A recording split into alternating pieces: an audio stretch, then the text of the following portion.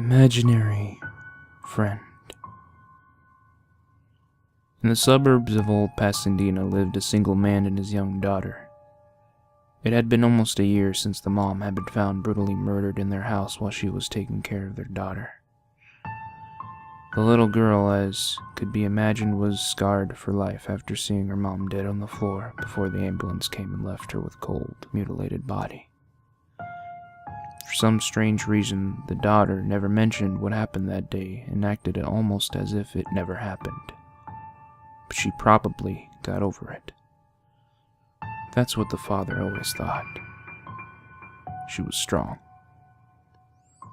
At around 7 p.m., the man walked upstairs to see his daughter watching television.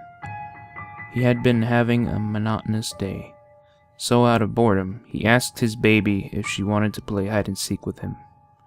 She excitedly says yes, and asks him if her friend could play too. Since they were the only ones in the house, the man got a little freaked out, but he quickly calmed himself down. I mean, she's only 7 years old, he thought. So the dad agreed to be it first, and was told by his daughter to leave the room and count to 20 downstairs. When he had obeyed his orders, he yelled out, "Ready or not, here I come."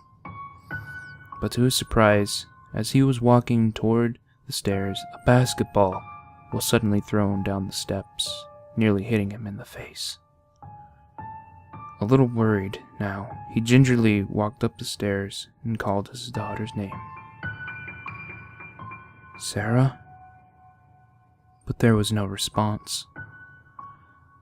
Obviously, he thought that she was trying to stay hidden.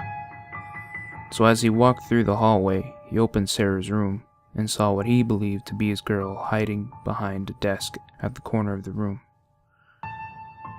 She now seemed to be very quiet and still, as if she thought she was fully hidden. But when he faced her bed, chills went up the man's spine. There was someone, or something, under the sheets of the bed.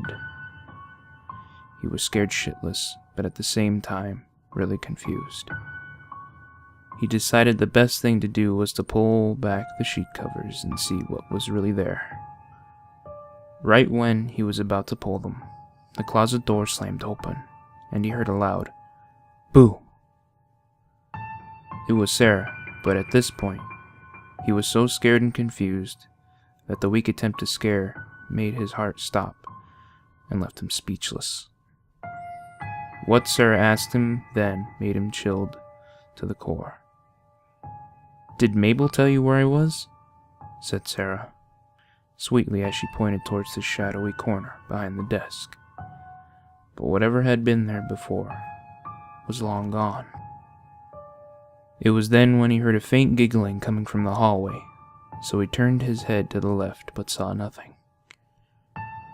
But when he turned to the right, he saw a girl in an ivory white robe, deep, opaque voids where her eyes should have been, and a devilish smile with crimson and red blood oozing from it, trickling down her chin.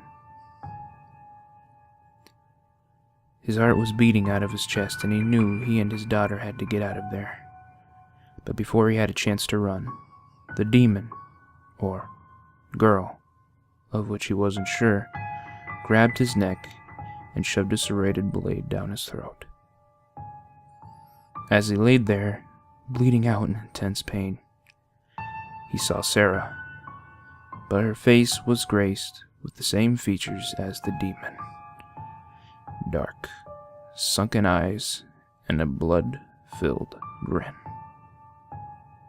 She leaned over him, and right before he passed away, she whispered, "Don't worry, Daddy. Now you and Mommy can be together forever." The neighbors reported that they heard disturbing noises coming from the house, and the police arrived about 2 hours later. They broke into the house only to find the father's dead body, eyes ripped out of their hollow sockets. They then started searching all over the house for Sarah, but she was nowhere to be found. The officials and police all waited downstairs for the ambulance to come and retrieve the body. But when one of the cops led the doctors to where the body had been, it had disappeared. And on the wall next to where it had laid, read, Ready or not, here we come. written in dripping blood. Before you decide to play a game with someone, it's best to know exactly who it is you're playing with.